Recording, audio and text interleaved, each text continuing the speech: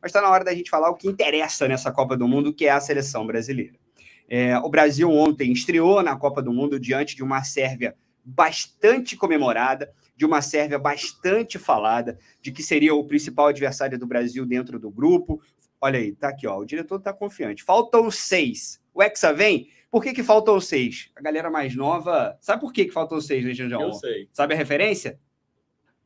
Por que falta 7, falta 6, falta 5, não sabe? Agora tu me pegou. Tá vendo? A galera é mais jovem. Era o Zagallo que dizia aqui. Falta 7, agora faltam 6, faltam 5 finais. Faltam 4, agora faltam 6 finais. O Hexa vem ou não vem? Claro que vem. Porque o primeiro jogo da seleção brasileira contra esse adversário, dito o principal adversário do Brasil no grupo, o Brasil teve um primeiro tempo mais truncado, um primeiro tempo mais difícil, mas no segundo tempo deslanchou e, ao meu ver, fez uma grande partida. Mas a minha opinião aqui não é a principal. Eu tenho que chamar aqui os meus companheiros para a gente debater bastante esse primeiro dia de seleção brasileira na Copa do Mundo.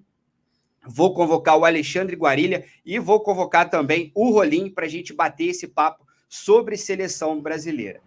Guarilha, Rolim, bom dia para vocês. Vou começar com o Rolim, que o Rolim dá um panorama geral do que foi esse primeiro jogo da seleção brasileira. Gostou, Rolim? 2-0 contra uma seleção que era considerada a principal força do grupo ali depois do Brasil. Um primeiro tempo bastante nervoso, um primeiro tempo bastante disputado, mas no segundo tempo a seleção brasileira conseguiu deslanchar e o melhor, sem tomar grandes sustos. Gostou? Bom dia para você. Bom dia aí, Guarilha, Janjão, Xande. Vou falar aqui bem perto do Mickey, porque eu tô aqui na sala da FanFest na casa do Cazé, então pode entrar alguém gritando aqui, pode acontecer alguma coisa enquanto eu tô aqui no ar com vocês. Xande, tô contigo, entendi as referências, tô aqui denunciando idade. Japão e Coreia, vi jogo do Paraguai de madrugada, então tá tudo tranquilo acordar cedo para ver Irã e País de Gales. Acho que a estreia do Brasil foi sensacional. A gente pegou uma seleção que é forte candidata a passar de fase. A gente pegou uma seleção que se classificou invicta para a Copa do Mundo e uma seleção que pressionou o Brasil. Pressionou de uma maneira absurda no primeiro tempo e mesmo assim o Brasil, mais do que sobreviveu, jogou bem, foi protagonista, brigou no meio de campo. A gente sempre falava que o jogo contra a Sérvia seria um jogo muito físico e o Brasil conseguiu, principalmente porque os homens livres estavam lá atrás e eles corresponderam. Casimiro jogou bem, Thiago Silva jogou um partidaço, aliás, parênteses, os veteranos Thiago Silva e Godin fizeram uma estreia de Copa assim, muito acima do que se esperaria deles.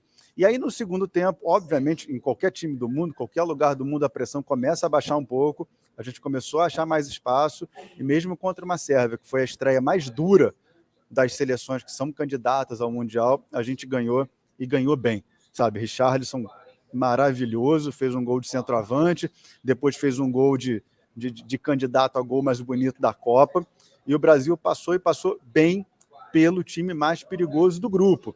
E aí, quando a gente entrar na segunda rodada, Xande, a gente vai começar a ter régua. Esse Irã que ganhou do País de Gales é o Irã normal. A Inglaterra, que meteu 6 no Irã, a gente tem que ficar de olho. Porque esse Irã tomou 2 gols na última Copa, 4 na outra, e o normal é isso aí, 1-0, 0-0, 1-1, 2-1. O que aconteceu no jogo contra a Inglaterra foi um negócio totalmente fora da curva. Então, olha, Brasil estreou muito bem, Inglaterra estreou muito bem, e a França também estreou muito bem. Eu colocaria essas 3 seleções um pouco acima das outras.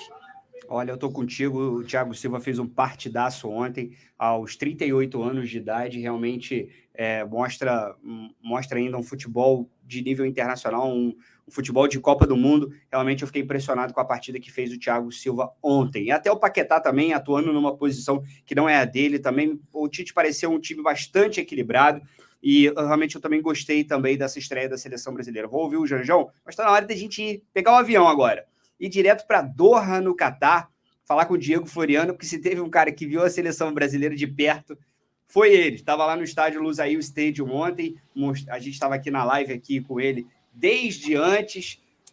Diego, conta pra gente aqui como é que foi o clima da seleção brasileira, da torcida brasileira dentro do Lusail Stadium. No primeiro tempo teve um certo nervosismo, a torcida aguentou firme ali esse primeiro tempo mais truncado da seleção brasileira. E conta pra gente onde é que você tá, porque cada hora você tá num lugar diferente. Bom dia. Bom dia, meus amigos, bom dia quem tá acompanhando a live. Ontem foi um jogo realmente que a torcida não só brasileira, mas Qatari também gostou demais, porque os nativos aqui, os Qataris são todos torcedores da seleção brasileira. Eles pegaram a seleção brasileira, adotaram a seleção brasileira, e eu indo até o estádio, eu conversei com o Qatari, que ele falou assim, a gente torce para o Brasil por causa do Neymar. E para a gente aqui, o clube brasileiro mais conhecido é o Santos por causa do Neymar. Então tá explicado por que eles adotaram a seleção brasileira, né? E logo no aquecimento, deu para perceber o foco dos jogadores e principalmente do Neymar. O Neymar teve um momento em que apareceu no telão, que ele olhou para a torcida onde estava concentrada, mais a torcida da seleção brasileira, que estava à esquerda da câmera da televisão, ele olhando para a torcida e fazendo, sabe, gestos e feições de vontade, de garra, mostrando que o elenco está realmente muito focado no objetivo final, que é ser campeão do mundo, ser hexacampeão. Primeiro tempo, o pessoal ficou um pouco, né, ansioso aí, porque um jogo muito dominado pelas defesas, um pouco truncado no meio de campo. A gente conseguiu duas escapadas ali com o Vini e uma com o Rafinha.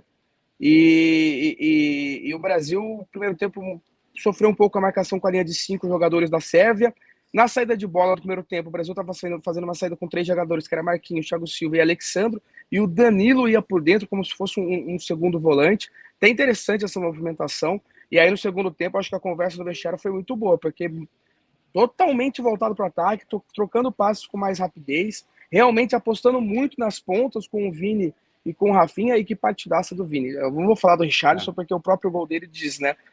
Mas o que jogou o Vinícius Júnior, impressionante. E o Richarlison fez um primeiro tempo que chegou a preocupar um pouquinho, né? Aquela questão da maldição da camisa 9, né? Era um problema. Deixa eu te perguntar uma coisa, Diego. Você que está ali na arquibancada, me chamou muito a atenção o Tite ontem na coletiva, dizer que não havia percebido a lesão do Neymar. No estádio, quem estava ali percebeu que o Neymar havia se machucado com alguma gravidade que a gente ainda não sabe exatamente? Não. Ninguém. Primeiro que a gente pensou o quê? Ele tirou o Neymar, ele tinha tirado tirou o Neymar para dar uma poupada, para descansar, para ficar inteiro para o segundo jogo contra a Suíça. Foi o nosso primeiro pensamento, porque estava 2-0 e quando o Brasil fez 2-0, o Brasil dominou totalmente o jogo e não passou sufoco nenhum. Então a gente falou assim, vai tirar o Neymar porque a Sérvia estava batendo demais desde o primeiro tempo, estava sempre dando aquela pisadinha a mais, sempre dando aquele encontrão a mais. Então a gente falou assim, opa, ele vai dar uma segurada e vai tirar o Neymar. A gente ficou sabendo na muvuca para entrar no metrô. Então, a hora que a gente foi ver, a gente viu o lance, viu o torneio, mas a gente foi ver, a torcida em si foi ver depois de 1h30, 2 horas depois do jogo. O Neymar, que sofreu uma entrada no tornozelo direito, né? O tornozelo dele ficou bastante inchado. Aliás, eu acho que a gente tem uma foto para mostrar aqui, né? A gente pode ilustrar como ficou o tornozelo do Neymar depois dessa entrada. Ele que deixou o gramado chorando e assustou a todo mundo aqui. Essa daí é a foto do tornozelo direito ali, que você vê uma bola no tornozelo dele. Na coletiva de ontem, o médico... Aí está o exato momento da entrada, em que o tornozelo do Neymar fica preso no gramado, e aí dá para dizer que por essa foto aí, ele não está cortado hoje da Copa do Mundo, já é uma boa notícia. Mas os médicos da seleção já falaram em uma observação de 48 horas, o que para mim tira muito as chances do Neymar estar no próximo jogo da seleção brasileira contra a Suíça na segunda-feira. 48 horas para avaliação, vai tirar ele da preparação do jogo, eu não sei. Aqui é uma mera especulação. Aí tá aí, ó, a aspa do Rodrigo Lasmar, teve uma entorse no tornozelo direito, já iniciamos o tratamento. Precisamos aguardar de 24 a 48 horas. Não existe ainda nenhum exame de imagem marcado, o que, para mim, eu realmente não entendi. No dia seguinte já era para a gente ter um exame de imagem para saber maior detalhamento, mas eu quero botar o Guarília na jogada aqui também, Diego. Eu já volto contigo aí, só botar o Guarília também aqui nessa jogada, para a gente entender exatamente um pouquinho dessa questão do Neymar, né? Guarília, bom dia para você. O que a gente pode dizer de uma possível lesão do Neymar, um possível desfalque para esse segundo jogo?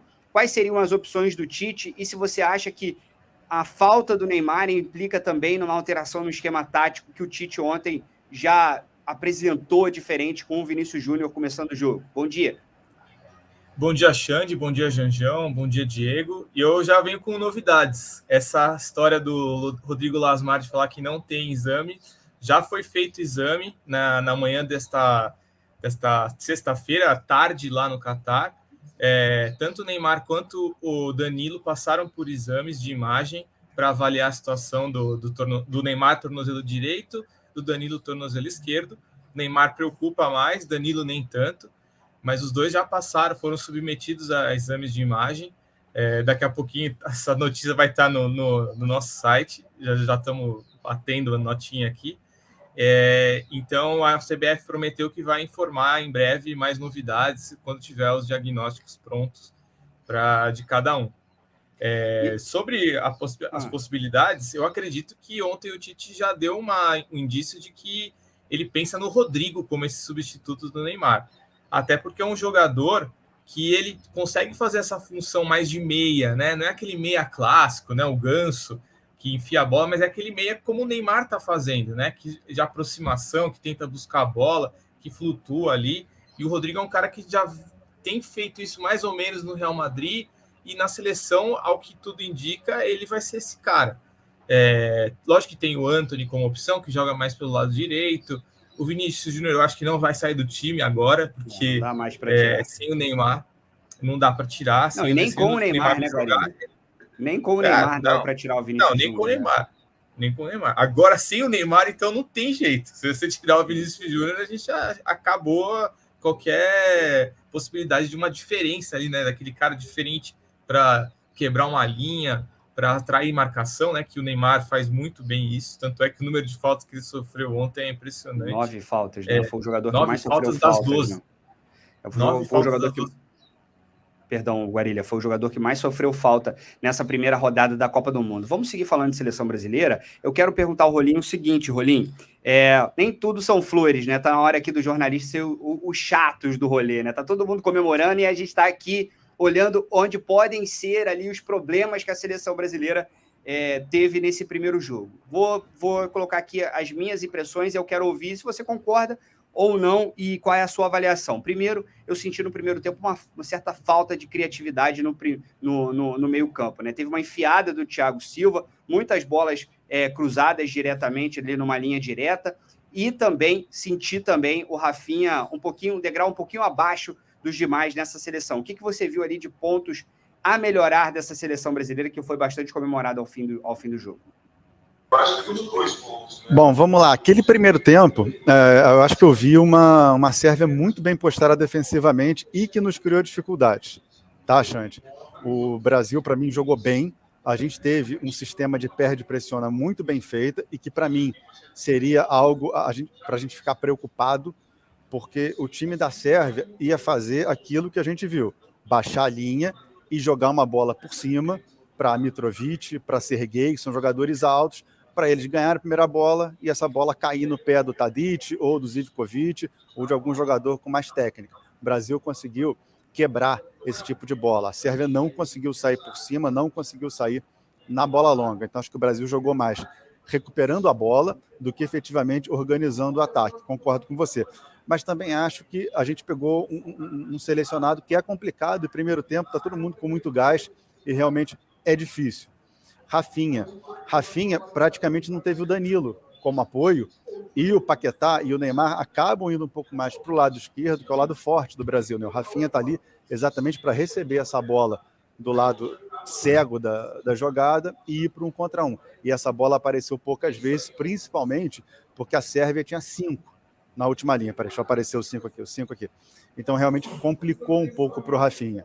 Acho que o Rafinha pode jogar mais, sim, estou contigo. Mas acho que é muito também em razão do confronto. Deixa eu entrar nessa do Neymar, que você puxou para o Guarilha. O Neymar tinha 2 reservas na seleção, que faziam essa posição de ponta de lança, né, que está sendo resgatada agora com esse futebol, de 2 jogadores centrais no meio de campo, e um meia que, na verdade, é um atacante habilidoso que volta para buscar o jogo. Coutinho e Firmino. Nenhum dos 2 está na seleção. Para mim, quem mais se aproxima para pegar essa bola, tentar alguma coisa diferente, não perder a bola ali, porque ele não é lugar de perder bola. Se perder, tem que se embolar, tem que fazer uma falta, não pode deixar o time adversário avançar. Para mim, esse jogador é o Paquetá, que pode jogar um pouco mais à frente, e a gente refaz o meio de campo com o Fred ou com o Casemiro. Acho que o Rodrigo não é jogador para jogar ali na faixa central, atrás do ataque. com a maestria que o Neymar já tem, acho que o Rodrigo para receber a bola um pouco mais na frente, e nenhum dos nossos pontas também vai fazer isso. Acho que o Tite tinha 2 opções para essa função do Neymar, e ele não levou. Tá? E também não vejo o Everton Ribeiro começando como titular. Se começar, vai ser uma surpresa, Chante. Eu também fiquei falando no Everton Ribeiro aqui ontem também, e ali na sua linha final do comentário, me pareceu ali que pela falta de criatividade, como ele é um cara que segura mais essa bola no meio campo, talvez, mas eu também não enxergo ele como titular nessa seleção.